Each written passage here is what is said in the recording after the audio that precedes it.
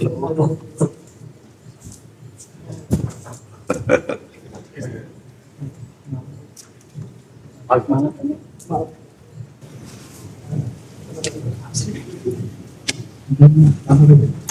जी, मुरारी मोहन जी, राधा रानी का चरण अपना ठाकुर जी जी, अपना ठाकुर जी बेनारसी साड़ी पहनते हैं कि आपको तो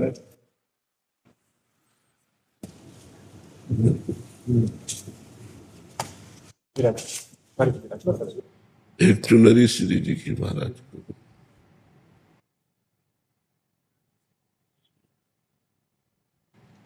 खूब निरंतर नाम जप करे, एक क्षण के लिए भी नाम न छूटे और कुसंग से बचे। बस साधुता में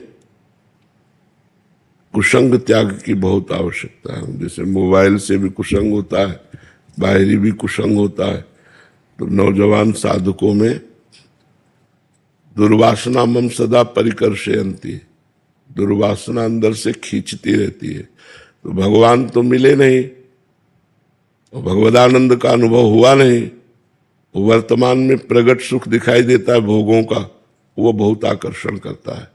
इसलिए उपासक को चाहिए आजीवन, जिसे ब्रह्मचर्य रहना है, आजीवन विरक्त रहना है, उसे बहुत सावधानी पूर्वक कुसंग का त्याग करे। जिनके संग से हमारे अंदर काम की वृत्ति बढ़े, जिनके संग से हमारे अंदर लोभ की वृत्ति बढ़े, जिनके संग से हमारे अंदर ममता की बुद्धि बने, उनका त्याग करना चाहिए।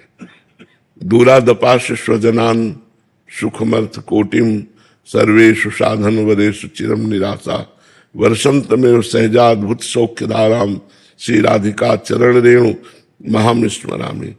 पारिवारिक संबंधों से दूरी बना के रखे यदि विरक्त है तो। अगर परिवार से संबंध रखता है तो खिचड़ी है, वो विरक्त नहीं है।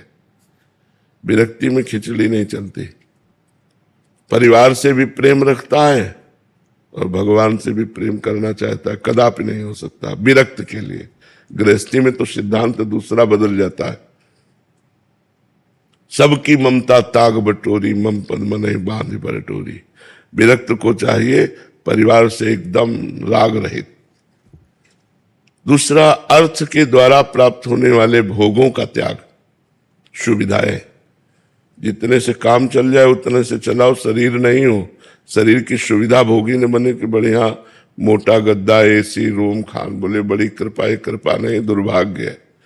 कृपा यह है जब रज में लंगोटी लगा के लोटे, रज के पात्र में पाए और रात दिन रो रो करके प्रभु को पुकारे, ये कृपा है। कृपा वैभव थोड़ी होता है। ये वैभव तो वासना की पूर्ति, कोई है वासना पूर्व जन्म की, उसकी पूर्ति के लिए वैभव मिलता है। वैभव मिलना कृपा नहीं, वैभव से वैराग्य रहना कृपा है। वैराग्यवान के ऊपर कृपा है। भर्तरी जी ने भगवान शंकर के प्रसन्न होने पर अपनी तरफ से वरदान मांगा कि कभी मुझे सम्मान से भिक्षा न मिले। श्रीपाद प्रबोधानंद जी ने लिखा, सम्मानम कलयाति घोर गरलम नीचापमानम सुधा श्री राधा मुरली धरो भज सखे वृंदावन माते। अय सखे, अय मित्र, सम्मान को घोर विष के समान समझो और नीच पुरुषों द्वारा किया हुआ जो अपमान है वो अमृत के समान समझो और श्री राधा माधव का भजन करो, वृंदावन को कभी छोड़ो मत। तो ये बातें जो शास्त्र सिद्धांत है, उसमें हम जहां चूक करते हैं वही माया आक्रमण कर देती है। हमें चाहिए कि हम भूल करके भी कभी कंचन कामिनी के राग को स्वीकार न करें, नहीं तो भारी कलंक लग जाएगा, निकल पाना मुश्किल हो जाएगा, माया गिरा कर रौंद देगी। इसलिए जो हमारे पूर्वज, हमारे गुरुजन जिस मार्ग में चले हैं उसी मार्ग में अपने लोग चलते रहे। वैराग्यवान, रूखा सूखा खा के और खूब निरंतर नाम जप। कुछ नियम नाम जप का ले ले कि इतने लाख इतने हजार हमारी संख्या पूरी होने पर हमने देखा है बुजुर्ग संतों को कि सुबह 4 बजे से बैठ गए 1 बजे तक केवल नाम संख्या पूरी करते हैं। नाम संख्या पूरी करके फिर अपनी दिनचर्या, फिर भगवत कथा वार्ता। तो हमें बहुत सावधान रहना। नवयुवक साधु बहुत सावधान रहे, जिससे कहीं माया इसे कुछ कृपा न समझ ले कि बढ़िया खाने को मिलता है और जो हम मन करते हैं वो हमें भोग मिलता है, इसे कृपा न समझ ले, इसे दुर्भाग्य समझे। कृपा पात्र वो है जिसको ठोकरें मिलती हैं, असुविधा मिलती है, लेकिन हर समय भगवान का मधुर मधुर स्मरण चलता है। वो जानबूझ करके महापुरुषों ने कष्ट सहा है, जानबूझकर सुख सुविधाएं छोड़ी है, जानबूझकर मान सम्मान का त्याग किया है, तब वो भगवान के लाड़िले बने हैं। आज अपने लोग थोड़ा भूल में हो जाते हैं कि रुपया पैसा घोड़ा गाड़ी मकान नाना प्रकार की सुविधाएं, तो समझते हैं हमारे ऊपर भगवान की कृपा है। नहीं, कृपा पात्र वही है जो वैराग्यवान है और भगवान के अनुराग के मार्ग में चल रहा है। भगवत प्राप्ति का लक्ष्य है। सोना चांदी रुपया पैसा है तो सब कूड़ा करकट के समान है। अगर इसका महत्व आ गया तो वो साधक नहीं रह पाएगा, उसकी साधना मिट्टी में मिल जाएगी। इसलिए सावधान रहो और निरंतर भजन परायण रहो। भगवान ही हमारा एक लक्ष्य है, दृढ़ निश्चय रखो, भगवान ही हमारा एक लक्ष्य है, भोग नहीं। भोग तो गृहस्थी में बहुत सुविधाजनक है, निरपराध है, वहां कोई अपराध थोड़ी भोग भोगना, वहां तो अपराध थोड़ी। मान लो अपनी पत्नी अपने पुत्र अपने परिवार, तो कोई अपराध थोड़ी।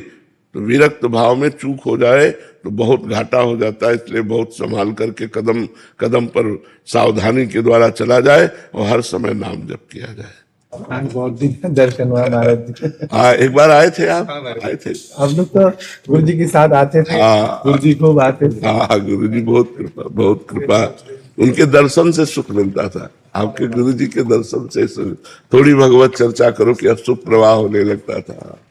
आशीर्वाद बनाइए। बस वही परिपाटी चलाते रहे। हाँ, वैसे चलो, साधकों को प्यार कीजिए, विरक्त साधकों को खूब उनकी भजन के अनुसार सुविधा दीजिए और भजन में लगवाइए, भजन कराइए। संतों से जितना भजन कराओगे उतने प्रकाश होगा। धन्यवाद।